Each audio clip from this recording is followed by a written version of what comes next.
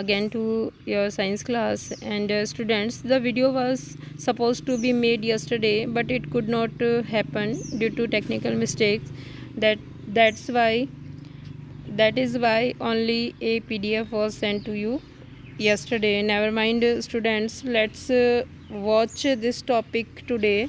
And we are reading about your fourth chapter in science, which is substance, metals or non-metals.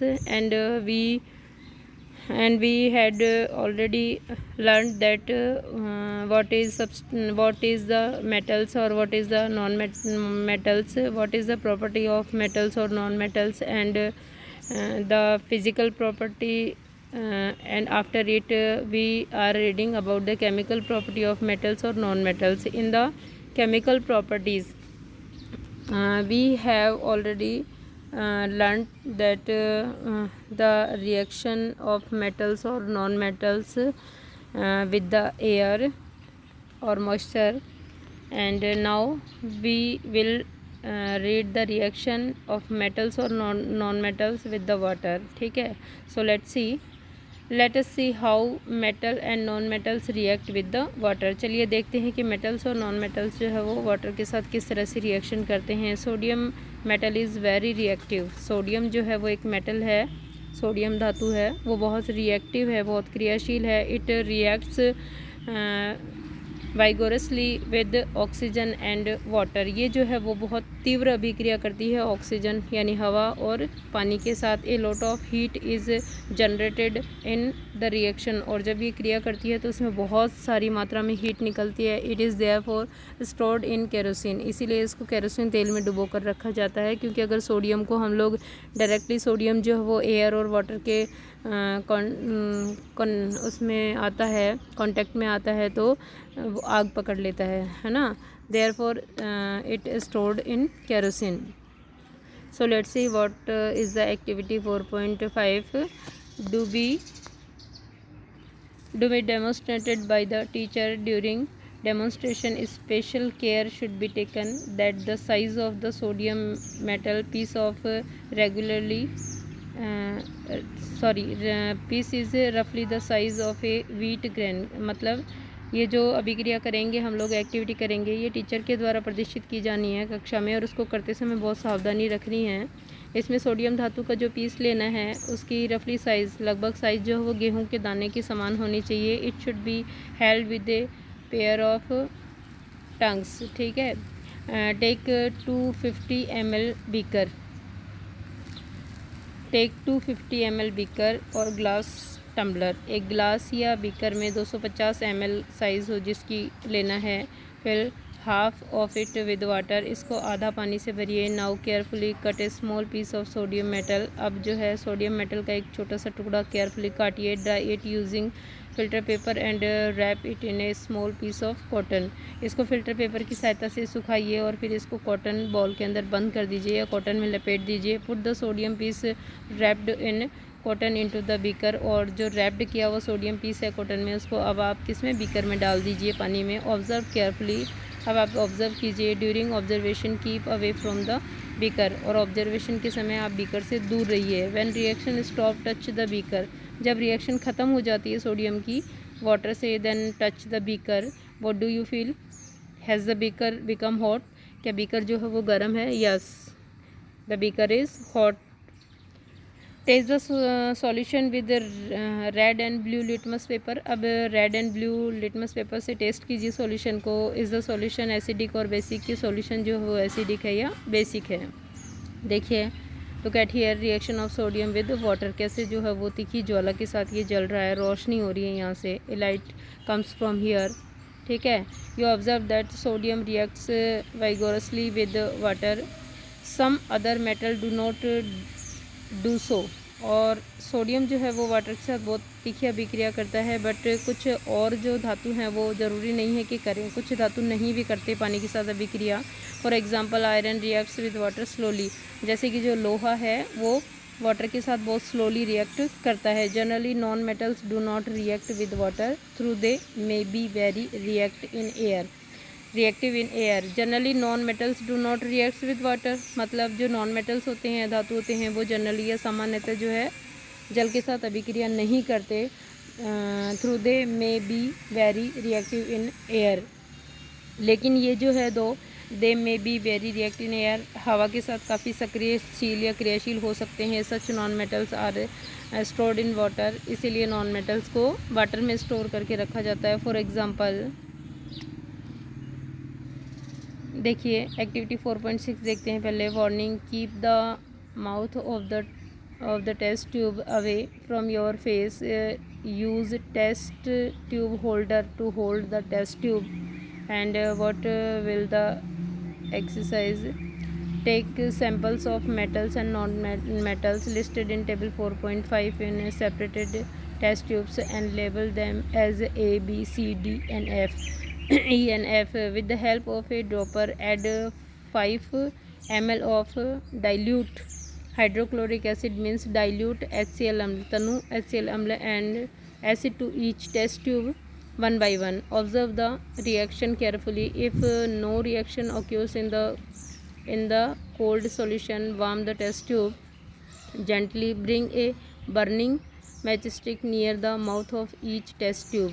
Repeat the same activity using dilute sulfuric amla, ठीक है, H2SO4 with the H2SO4 and instead of the dilute hydrochloric acid. Record your observation in table 4.5. देखिए see here in the table 4.5 ये जो solution है हमको ये लेने हैं और इनको टेस्ट ट्यूब लेनी है हमें, ABCDEF मार्क करना है उनको और इन सॉल्यूशंस को डालना है।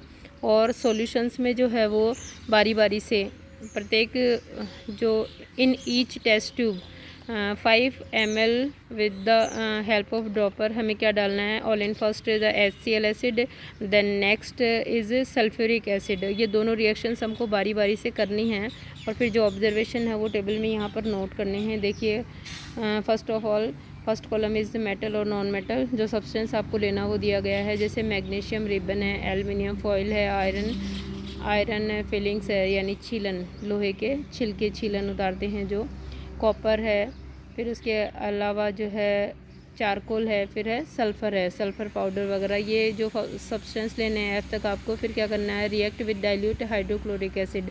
ऑल इन फर्स्ट जो आपको क्या करना है, HCl अम्ल डालना है ड्रॉपर की सहायता से 5-5 और फिर जो रिएक्शन होती है वो ऑब्जर्वेशन करके यहाँ लिखना है। फिर उसके बाद में वापस इनको लेना है और H2SO4 यानी सल्फ्यूरिक डाइल्यूट सल्फ्यूरिक एसिड के साथ फिर से 5-5 ml डाल के रिएक्शन करानी है और जो ऑब्जर्वेशन है वो यहाँ लिखने हैं आपको, है ना।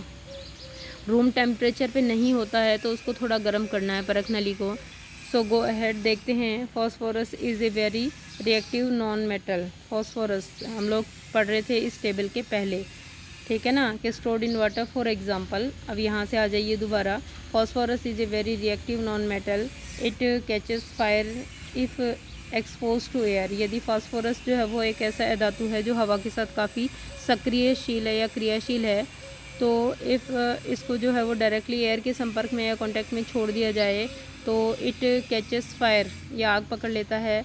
इफ़ एक्सपोज टू एयर यदि हवा में खुला छोड़ दें इसको, to prevent the contact of phosphorus with atmospheric oxygen, और इसीलिए एटमॉस्फेरिक ऑक्सीजन से इसका कांटेक्ट तोड़ने या इसको बचाने के लिए हम लोग क्या करते हैं, it is stored in water. तो यहाँ से from here a question is arise कि वाई वी शुड और why we stored the phosphorus in water, ठीक है ना। तो the phosphorus is a very reactive non metal and if it directly contact if it directly contact with the atmospheric oxygen then he catches fire, so we stored in water। बहुत क्रियाशील है और यदि direct हवा के संपर्क में आएगी तो यहाँ से क्या पकड़ लेगी, आग पकड़ लेगी, इसीलिए इसको वाटर में स्टोर करके रखा जाता है। Like this we store the sodium metal in kerosene because if the sodium metal is जो है वो डायरेक्टली कॉन्टैक्ट इन एयर और water then he also catches fire. तो हम लोग उसको केरोसिन में डिप करके रखते हैं या we store it in kerosene reaction with acids. अब देखेंगे हम लोग एसिड्स के साथ किस तरह से मेटल्स और नॉन मेटल्स जो है वो रिएक्ट करते हैं। Let us see how metals and non metals behave with acids. अभी मैंने ऊपर टेबल में आपको बताया एक्टिविटी करनी है, ठीक है। एक्टिविटी क्या करनी है आपको कि सल्फ्यूरिक अम्ल, डाइल्यूट सल्फ्यूरिक अम्ल से और डाइल्यूट HCl अम्ल से बारी बारी हमको क्या कराना है, क्रिया करानी है 5 ml डालकर ड्रॉपर की सहायता से। अगर क्रिया जो है वो ठंडी जो रूम टेम्परेचर पे नहीं होती है, मतलब जो ठंडा सॉल्यूशन उससे नहीं होती है, देन हमको टेस्ट ट्यूब को जेंटली क्या करना है, थोड़ा गर्म करना है। Is there a difference in the way metals and non metals react with acid. क्या एसिड से यहाँ जो मेटल्स और नॉन मेटल्स है, क्योंकि table 5.1 some are metals, sorry 4.5, ये here is table 4.5 the materials in them some are metals और some are non metals. तो ये देखेंगे हम लोग कि is there difference in the way metals and non metals react with acid. के अम्ल से जो है वो मेटल्स और नॉन मेटल्स के रिएक्ट करने में क्या कोई अंतर है।